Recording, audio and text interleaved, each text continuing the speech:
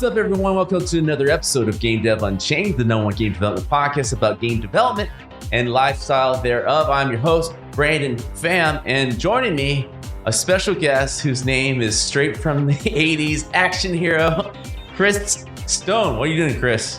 How you doing, man? It's been a while, huh? Yeah, it's been a while. Before we get into it, I would love you to kind of introduce yourself to the audience out there, who you are, where you've been, where you're heading, all these, just a little recap, just so they get familiar. Sure, give you the Cliff Notes version. Yeah. My name is Chris Stone. I've been working in the video game industry for, about 30 years now, which is kind of frightening and a little depressing to think about. Started out as an animator back in launch title PS1 days. First game I worked on was Duke Nukem. So it's been just kind of off to the races ever since then. Kind of passed through there, went to Electronic Arts for many years, was senior director there, Crystal Dynamics, Activision, Sony, and now I work for Void Interactive, producing a game called Ready or Not, which is a first-person tactical cooperative shooter. A lot of fun. But been attached to a lot of big franchises, directed for Call of Duty for 10 years, Days Gone, was one of the original creators of Dead Space. And yeah, I guess as comes with the 30 years, I've been around the block a few times. So. Right. And I want to thank you for coming on, and it's good talking to you again. But like, obviously, to kind of kick things off, like you said, the last 3 years, there's been a lot of up and downs. We're kind of like in a down moment in the industry. And like you said, you've probably seen it all. But this one, as you know, we're kind of talking to everybody, it feels a little different. And, you know, you being like co-founder of studios, being at the director level for so many years, would love to kind of get your opinion, you know, from that height of like, did you kind of see this coming? Do you see this like this wave that everybody was kind of bracing for? Just, you know, I always compare kind of this period that it got way too employee heavy in terms of like ridiculous salary asks, and it was just super competitive to find talented people because the expectation was too high. And it, you know, post-COVID era, everybody was not wanting to come in the office anymore, and it kind of slowed things down. So would love to kind of hear from the top, like, what were you guys seeing, and how did you guys kind of, you know, you personally feel like what was going to happen? Yeah, man. You know, it's been a crazy few years for sure. You know, prior to COVID, you know, I think everything was status quo. We were making big budget AAA games. People were throwing around $100 million pretty easily to make a big project. You know, as long as you had some industry clout and a good idea, companies were willing to take that risk, and you know, typically that risk paid off if you were investing in the right people. You know, and I don't. It isn't different now. The difference is nobody wants to take the risk anymore. So COVID changed a lot, man. I mean, we were building, or we had just started Striking Distance Studios when COVID hit. You know, we had been in production of Callisto Protocol for 6 months. Yeah, not long. You know, we had a good solid idea what the game was. We had some little prototypes and things like that. We were building our studio. We had this beautiful studio we were building, amazing mocap stage, the whole thing. We moved into the studio. Less than a week after moving into the studio, we all went home. And The studio basically sat empty for a year and a half. You know, luckily, you know, I think we a little bit saw the writing on the wall with COVID. And so we had a lot of our infrastructure kind of somewhat set up for remote work. So we were able to send people home and, you know, be as productive as we could. But, you know, there are things you don't account for. You know, you don't account for sickness. You don't account for people taking care of family. You don't account for people having to take care of their kids while they're doing remote schooling. You don't account, like, there's a million things you don't account for when people are at home, like basically 24/7. Yeah. And that's just on the development side. So, you know, what we found was just our production schedule was way off. We could not keep up with the not the quality, but the quantity of work. And it just was very, very difficult. So we went from, uh, you know, we went from thinking we were going to have around 80 people in the studio to well over 200. We did the studio a lot, and that's a product of just having to hit a milestone. There are times, and unfortunately, our ship date was one of them, and so we had to do everything we could to make sure we delivered that product. So, we added a lot of people to the product. We did the best we could. We shipped a game that, ultimately, I think it under delivered, which is unfortunate.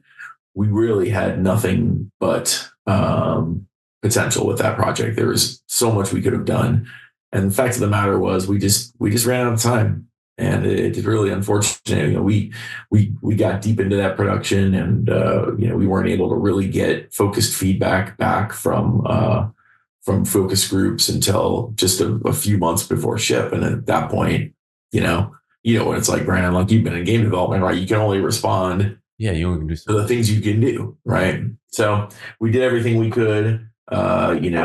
We were a small studio trying to do everything possible on our own, including QA and publishing and marketing. It fell short. And I think the fact that we even shipped a game, though, was a real testament to our studio, because you look at that time period. Yeah, not a lot of games came out. We were really one of the very first and only games that was done completely under COVID and then launched on time. And so, that's a feather in the cap for sure. But I think the same thing that happened to us happened to all companies. They looked at their projects. They're like, man, we got deadlines we got to hit. What do we got to do to fix this? And basically, it's throw people at the problem. And I think that is really what started a lot of this, unfortunately. And the other part that I think got a little tricky was, all the big companies making money on games, all of a sudden their profits just went straight up.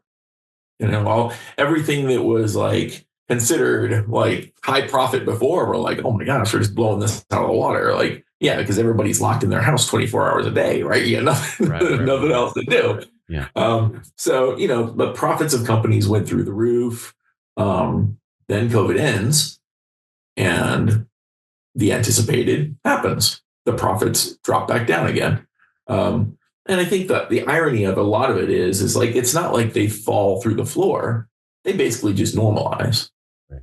But that's not what you're used to now, and it's not how you've been spending. And on top of that, you've now got this glut of people, and you don't necessarily have projects to put them on, because now the perception is that revenue's down. So there is no real desire to invest. So it's very hard to get more projects greenlit.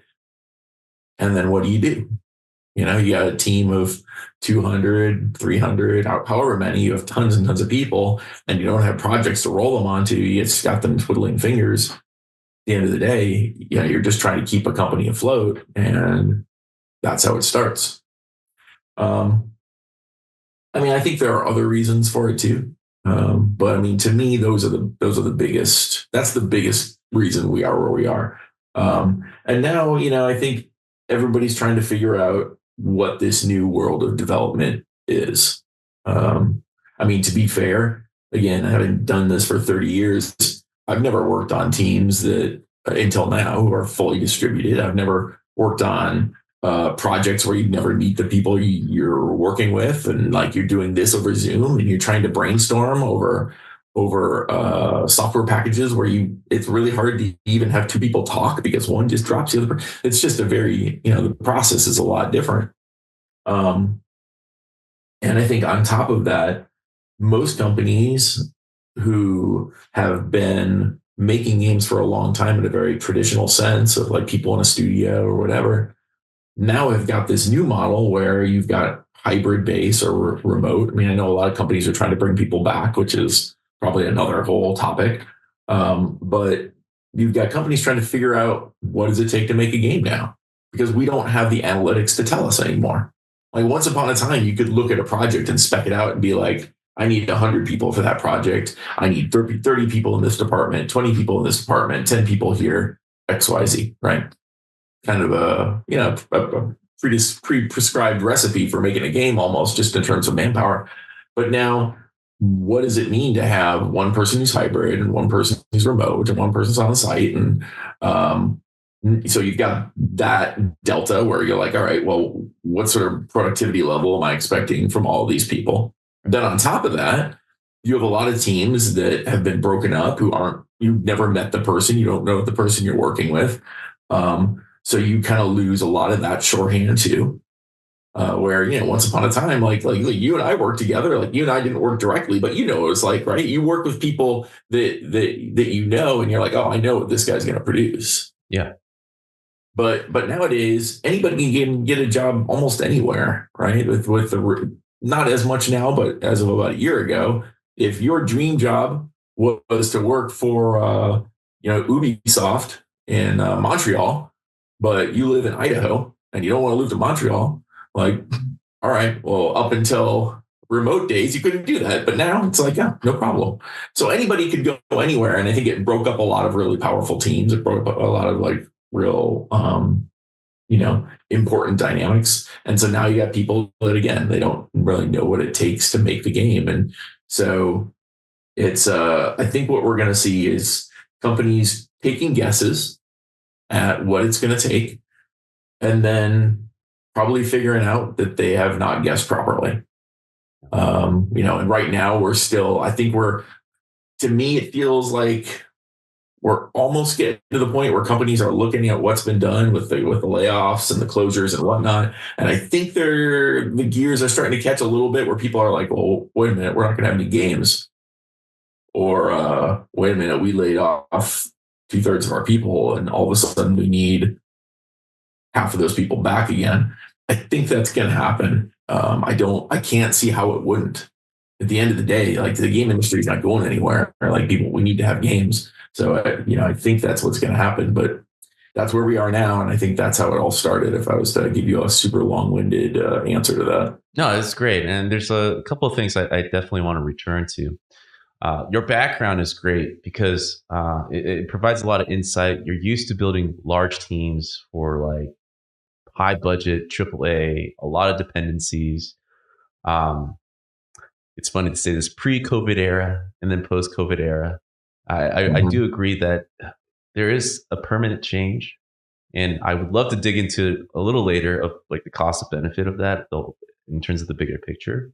But you mentioned something like, when you guys were creating a new studio, a new IP with Callisto Protocol, right? The variety of challenges that, was accounted for and not accounted for just because it was a new problem, right? That people in the world have never faced as globally at the same time, at least. And then game developers in particular having to kind of work a different way, right? You guys obviously went into there, had an idea of how long things would take. Like how much of a delay was those challenges given you guys? Like, was it 3 times as long, 4 times as long, even with trying to, hire more? You guys were mentioning from 80 to 200. Like, given that, like, how long did it just finally kind of settle? Did you guys find a rhythm at the end even? Or was it just kind of like, we did. This is like cross? No, we did. I mean, I think the problem is it wasn't one problem. Yeah. It was a bevy of problems, right? It was predictability around schedules. It was predictability around manpower. Like the attrition was crazy. I mean, we had people leaving all the time. Yeah. And it wasn't, everybody did. And again, the market was ripe. Like anybody. I mean, I probably got a job offer every week from a company. Right. And everybody did. It was just for this same reason. Everybody needed to staff. So, and I can remember there was one week in particular where we lost our lead character technical director, we lost our lead gameplay animator, and we lost our lead camera designer. Wow. In 1 week. Same week. All the different places. Yeah.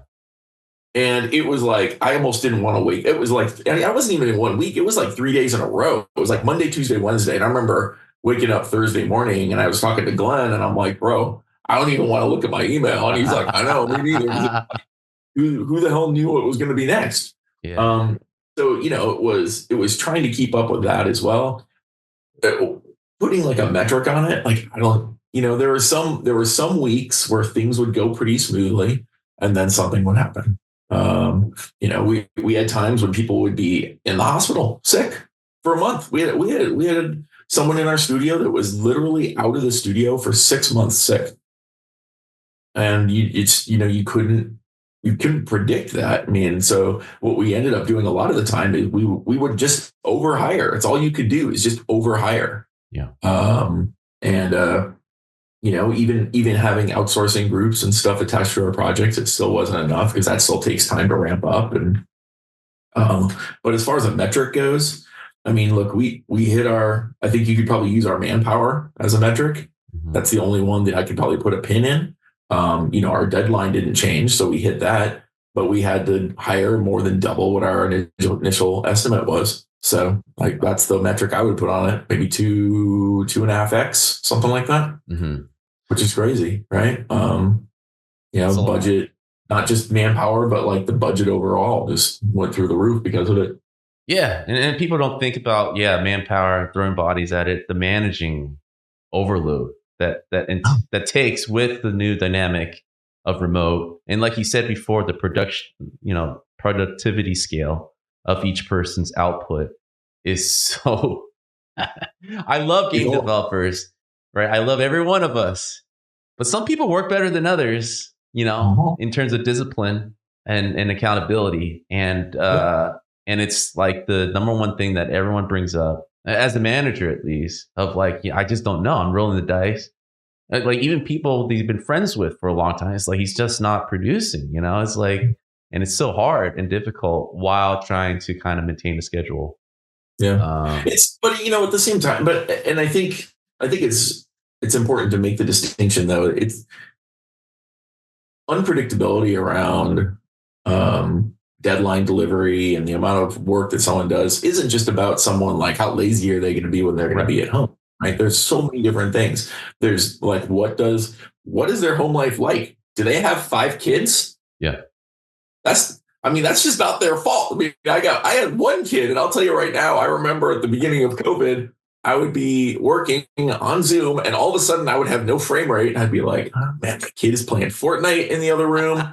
Yeah. So I'd pause my go there. Hey, turn Fortnite off. I'd get into an argument for 5 minutes, come back, my bandwidth's better. Yeah. So there are like things you can't even account for. There are also just personality differences around how people work. Yeah. I mean, look, I'm a very hands-on, I'm a very social guy. Like I love, like when I direct, I love being there with my team and like over the shoulder and looking at what they're doing and like being super collaborative. And that's me, but there are people that rely on that too. Yeah. There are artists that rely on that sort of like energy and dynamic and like constant cycle of feedback. And if they get that constant cycle of feedback and those little micro adjustments to their work on a daily basis, they're freaking amazing. But left to their own devices, like they kind of spin and they're all over the place and it's really hard to just keep that level of connection with people, especially when you have 200 people. There's only so many hours in a day. Even if I'm jumping on Skype every 5 minutes to try to connect with someone, you just can't do it. So, it's not just about like, who knows how they work. It's just about what do they need and what does life put in front of them? It's challenging, man. Of course there are always the lazy people too, but that's pretty few and far between, I think. Yeah. You mentioned before too, there's a lot of mandates, RTO is a big topic. I think tail end of last year, it's continuing this year. I think a lot of companies, like you said, were in experimental phase. They're trying hybrid, and some have decided it's like, we just got to go back to how things were because at least that was more predictable than what we have now. And what are your feels about that? Because you kind of mentioned too, like, I like you said, there was a lot of choices given just remotely, being able to work at dream companies that people want to try but would never move for, to the East Coast or whatever, right? And that's definitely high on the list in terms of benefit. But there's a lot of costs, like you said. Like I know a lot of friends that had the choice to work remotely at home, but they couldn't for the reason you said. It was just they didn't have a space, or the kids, or the wife. Like I know my challenges my first year. I know I kind of went remote before remote was cool, right? But like the first challenge was obviously I just seem available, right? So every couple of minutes I got a chore thrown at me, But it's, I'm working right now, and just they don't see a difference. You're just on the computer, you play games, you work, it looks the same to me, right? Yeah. And for me, even that was a whole year of adjustment of kind of setting boundaries. But like you said, there is like a thing that is kind of irreplaceable. Like I'm a vibe guy too. I like being around same types of people, game developers, and it kind of motivates, Yeah. obviously, in what you're doing, right? Just being inspired by what you see on their screen and kind of pushing yourself and being challenging. And even like you and I are in different departments, seeing what other parts of the games are being made.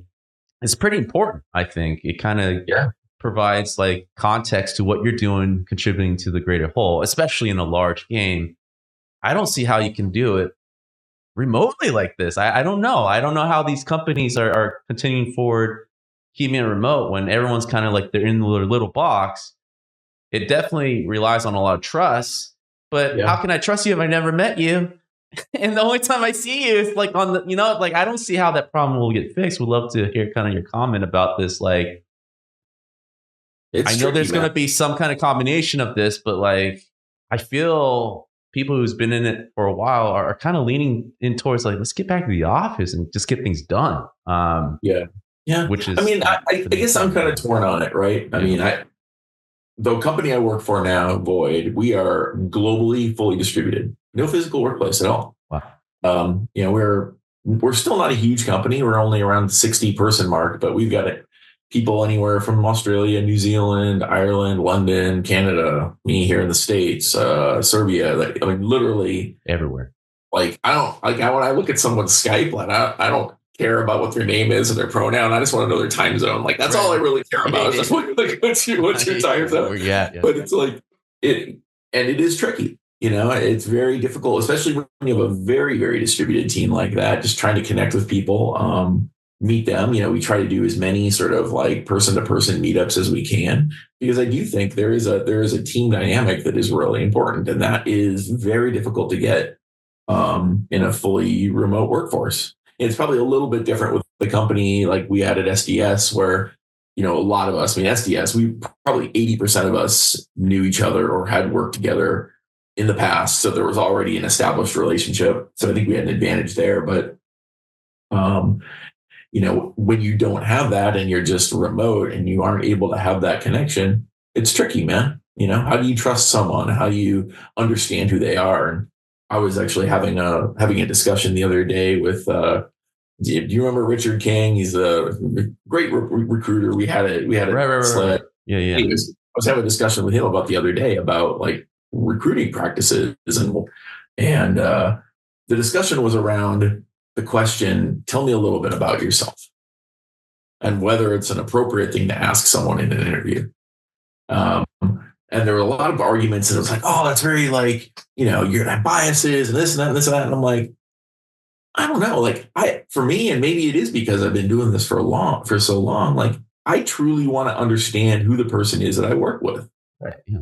Right. Like there's a different level of trust and camaraderie and connection that you get with someone that you know who they are. And I'm not talking about like what's your art style or how bad, how fast can you create a 3D asset or whatever. Like who are you? Yeah. Like, how'd you grow up? Like, tell me about yourself. Do you have a family? Like, and again, like you can't ask these things in interviews, but I'm just making the point that I want to really know the people I work with. Is this a rule? Is this I didn't know this was a thing that you can't ask these things. Well, you can. So there's a lot of there's just a lot. There are things you can't ask. You can't ask if you're married. You can't ask things like that, right? Okay. But the general sense right now is like, you want to just get the information about whether you can do the job or not. Professional. Yeah. That's what people are saying. Like, all that matters is if they can do the job. I don't agree with that. I really don't agree with that. Like, for me, like, who that person is and whether or not I want to spend all day working with them, or I want to be even in a Zoom meeting for an hour, really determined by, like, what do I get along with this person? And I think you might be able to say, like, well, you can't discriminate. And I'm not that I'm discriminating. I'm just making the point that, there is a component of teamwork that you can pick up on by having a discussion with someone and understanding who they are. And this is a crazy one, but, like, I'll give you a great example. One of the things, like, when I used to hire animators, there were things you'd start to pick up on time to time, like who made a really good animator. And this is going to be a weird one. Very common was for someone who has been an athlete, been on a sports team, to be a very good animator, and for a couple different reasons, right? They're very used to, like, working very collaboratively. I'm not talking about a golfer, not to take away from golf, but, like, you learn to depend on the people around you. Not only that, but you have a very good understanding of physicality, how my body moves. I understand, like, what my body does when I shift my weight or when I jump and things like that. And now, is that, like, am I discriminating against an animator because they might not have been an athlete? No. But what I am doing is saying, like, that is something that makes someone good at this job in my experience. So if I see that, I'm like, oh shit, I'm actually kind of curious about this. So, I think there's just, and so the more you can know your teammates and who they are and what makes them tick, I think the better you are at your job. And especially as a manager, because you cannot manage every person the same way. You just can't. Every person, and I don't say this to be condescending or like anything, but every person is kind of an individual snowflake. Everybody does need to be kind of managed a little bit differently. Some people, they just want to know the information. You just walk up, you just tell them what you need. This is all I need. Thank you. Other people, like, want to sit down and be very like, oh, well, I want you to hear my ideas, and then let's go back and throw some of my ideas. Great, let's hear ideas. Everybody needs a little bit different type of management. And I think that is just a tricky thing. When everybody is everywhere, it's very tricky. I know it's been really interesting for me. Like, I so far, I love this company I work for. I've been with Void since August. Every person I've met there has been awesome. Like, they're super eager. It's a relatively young team, but everybody's super passionate about what they do. And, but do I wish that I could have sat down and, like, actually met every single one of them? Absolutely. And it does make it tricky sometimes because, you get that, sometimes you'll get a message in a Slack and you can't really understand, like, what's the tone of this message. Like, there's a Key and Peele skit about, like, this text message exchange. I don't know if you've ever seen it. It's like one of the greatest things ever, but it totally is the perfect example of, like, if you don't necessarily know how someone's saying something, you take it the wrong way. And I think the less you know someone, the easier it is to do that. But yeah, man, there's a lot of challenges around it, and why companies want to bring everybody back. I see why. I like that personal connection. I don't know that that's the only reason. I do, and I hate to say this, but I think there is a lot of RTO mandates happening because companies have big studios and they have big rent to pay every single month. And why are we paying this big rent when we got 10 people in this 40,000 square foot office space? I hate saying that, but I do think that is part of the equation.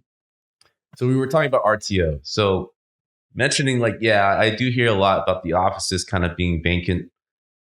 Doesn't make a lot of sense. And I somewhat agree. It's like, it's a great space. It's meant to kind of be a community for the developers.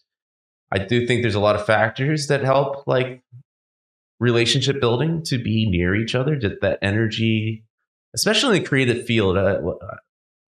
Kind of touching base to what you were saying with interview, I still do, except for engineers. Engineers, just, it's all about, like, facts. But, like, for creative disciplines like animation, 3D art, everything else, a lot of it, 50% is personality, 50% is about the work. In a lot of cases, I kind of have been in a part of those, have chosen personality over even like their work, because we're in this project in the long haul, and there's so many variety of factors and risk and problem solving that you cannot anticipate. And I need you to keep your cool. Like I need to be able to like sit in the room with you for 8 hours and knock it out without getting angry at you. And this is such a big factor to what we do. Uh, it's the grind, right? And not so much always about the result. It's the grinding together and figuring out these hard problems to tackle. And I can't do that if you're very good at filling out multiple choices. I need more than just knowledge at that point. Um, and I think that's the greatest component of game developers is like, we're not just all, I mean, we're in the age of AI right now. It is a tool that's coming online, and different disciplines are figuring out ways to use it to kind of maximize, the output. And I think it's kind of backwards to say humans should be AI at this point and just be able to output things. I think that's the wrong way to go about it. If that's the thinking process. So I really do agree with what a lot of you're saying. It resonates. I wonder too, you being a part and being a big reason a lot of these large teams become a thing. I always wonder if to me, it feels like there's a certain number, maybe sub 100, sub 80, that it just gets more and more difficult doing things remote. Like, do you feel there's an infinite number that, yeah, we can do distributed up to 1,000 if you wanted to, like something like GTA, right? Let's say, like, can that really be done fully distributed? It's hard to say, man. I mean, I don't think anybody's been doing it long enough to tell you. Yeah, right. Yeah.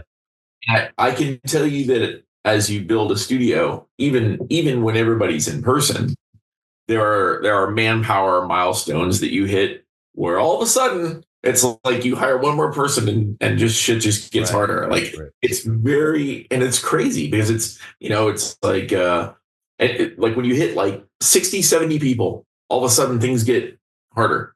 And then when you hit like 100, things get harder. And then it's like intervals of like 50 or 60. Like when that changes, things get exponentially harder. Yeah, man. Like when we were running SDS and we were 200 people plus for a while, including part of our studio in Spain, and it got really tricky. I think we got lucky towards the end of the project where COVID kind of subsided a bit, and we had enough people to come back into the studio where we were able to kind of pick up some pace, and thank God, like close the gap to finish online. But to do it fully remote would have been really hard. And yeah, I don't know. I really don't know. And again, I don't know that there's anybody that knows that right now. There aren't really any projects that are of that magnitude that have been fully distributed that are shipping. It's I just think we're going to have to start looking at ways of doing things differently. And I think the days of just handing out big budgets and trusting a team to get it done, I don't know that they're long gone, but they certainly are buried and trying to dig their way out. But I think it's just going to be a lot of smaller. And when I say smaller, I don't think it's going to be like, you're still going to have I think there's indie games are getting better and better. They're looking better and better. They don't feel like indie games a lot of the time.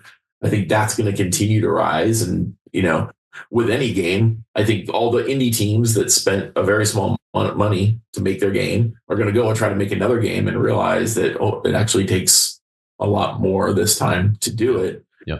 But, I think people are just going to have to be smarter about how they work. And, you brought up AI, and I think AI, I think that's part of it, man. And,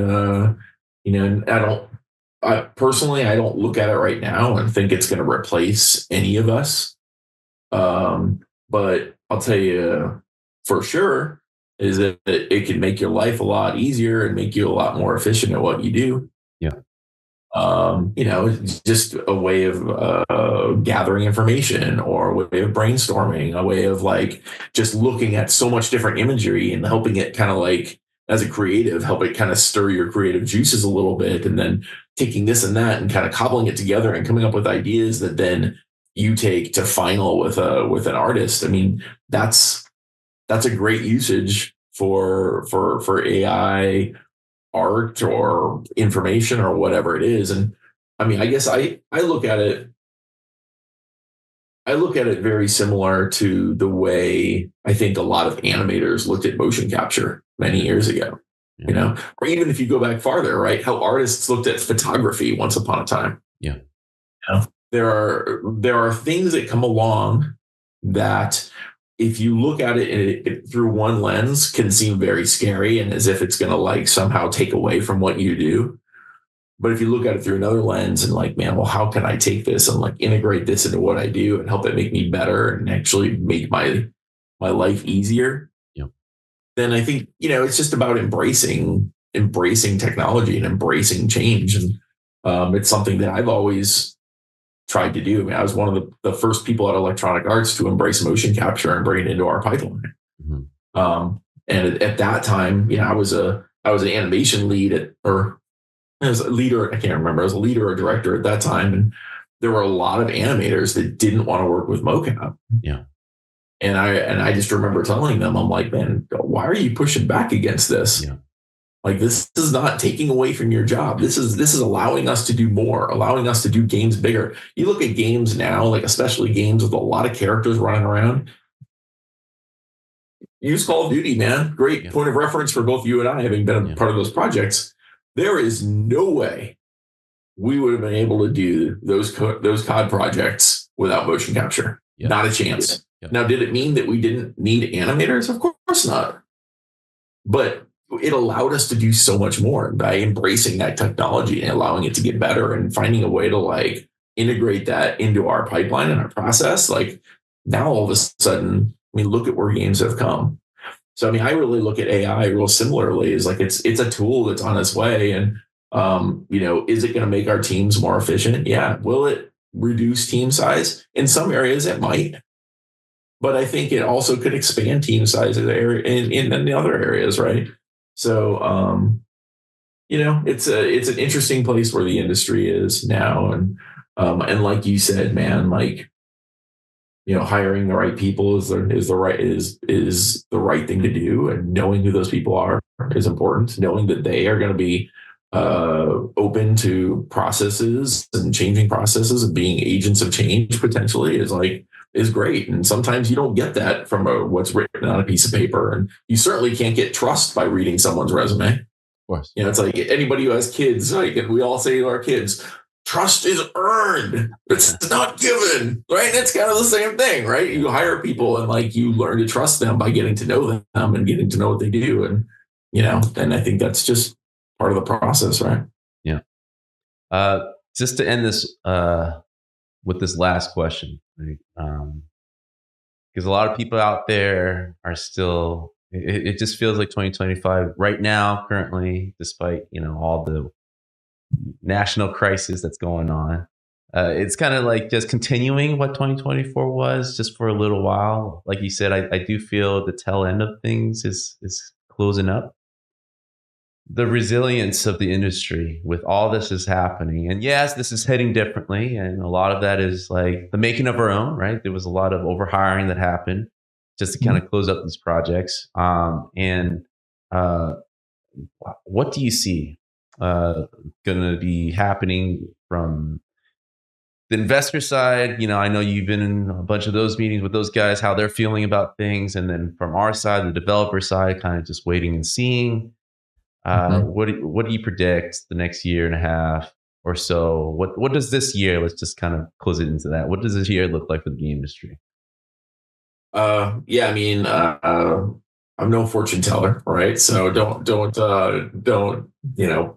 take this as all as gospel or anything. But I do think that there is a change happening right now, and I'll make the comparison. Last year at this time, I was in the process of pitching projects left and right. I had all these pitch decks for these great games. I had some great opportunities from great companies who were like offering amazing IPs to go make, like, basically like, take this IP, except we don't want to fund it, but take the IP. You got to go find funding somewhere else, but the IP is yours. Wow. That was what it was last year, and you couldn't find funding anywhere. Nobody wanted to give anything. And things are a little bit different now. I think there are companies who are starting to look for games. There are companies who are looking to do at least partial funding to things now. And on top of that, there's actually a lot of games that have kind of swelled up that are just kind of sitting out there and waiting for people to grab. So I do think this year could be a good year. Now, we're really early into 25, so it's hard to say what it's going to be, right? I mean, we're not even 2 weeks in, so let's not be doomsday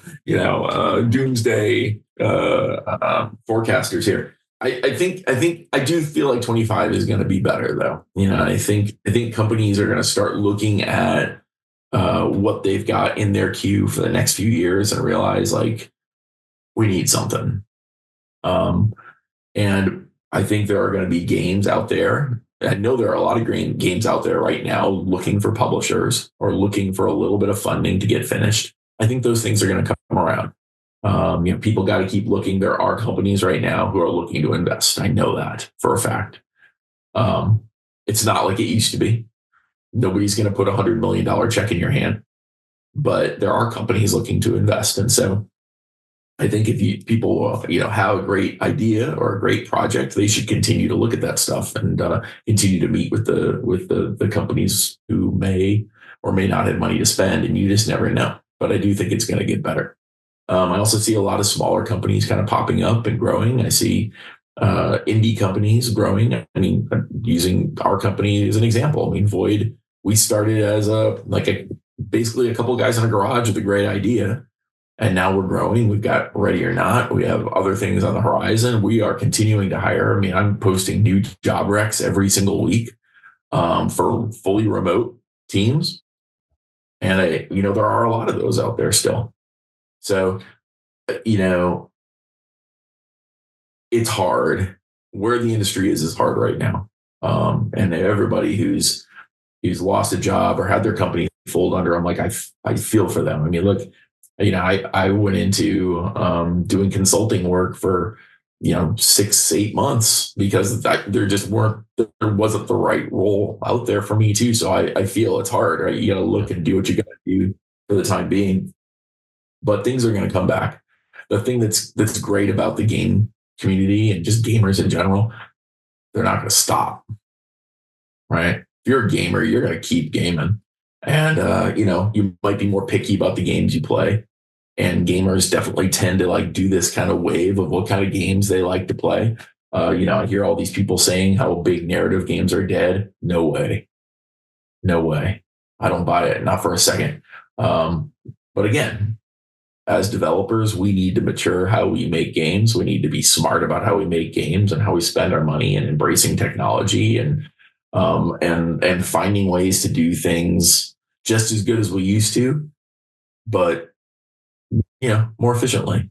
And one day down the road, I'm sure it'll be back to the way it was before, where games are flying off the shelves and everybody's buying them up, and nobody can invest fast enough to have enough games coming out, because this is an industry that's not going anywhere. It never has.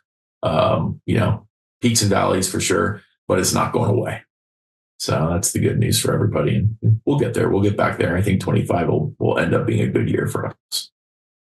Well, Chris, thanks for coming on, for the great message. This is actually part of the podcast where I shut up and hand the mic over to you for you to talk about where people can find you. And play your latest and greatest. Absolutely.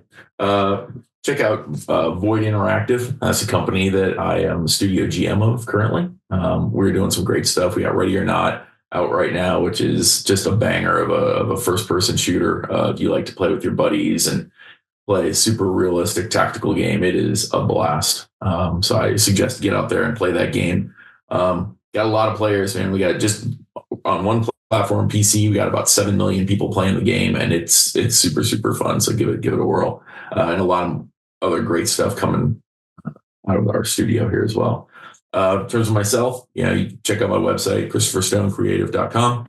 If you want to know a little more about me, always feel free to reach out. And yeah, man, we got good stuff coming for you next year out of Void, and excited for everybody to latch onto it the same way they did Ready or Not. So perfect. Well, thanks, Chris, for coming on. See you guys all next week.